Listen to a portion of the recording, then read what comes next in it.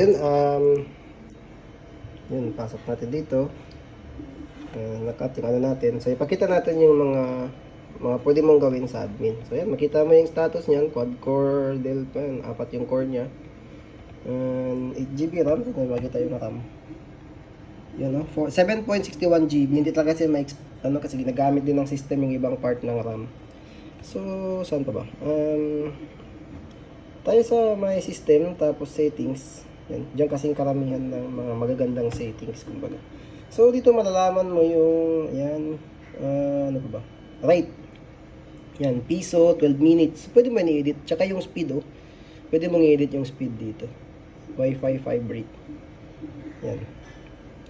So, sa ano naman, sa mga bawat bendo, nagtatanong nga tayo kung, let's say ito, bendo 44, ito siya. Tapos bendo 45, yun. Okay? So, pwede mo bang i-edit yung rate? So, makita mo may rates doon sa taas, no? Pag i-click mo yung parang dot, makita mo may rates doon sa taas. Pwede mong baguhin yung rate bawat bendo. So, itong bendo, pwede mong ibahin yung presyo ng wifi mo dito. Sakali malapit ito sa mga market, gusto mong babaan. Yun naman, kung sakaling mga remote area, medyo pwede mong gawin ng medyo mahal ng konti. So, pwede mong i-edit dito. Yun, no?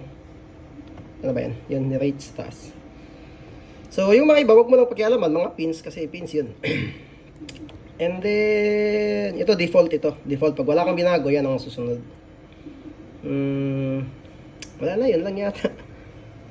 Kasi yung, itong Wi-Fi 5, naka-open WRT yung main, ito. Tapos, naka-QoS ito. So, ang QoS kasi, naka-configured yan siya para sa multiple users.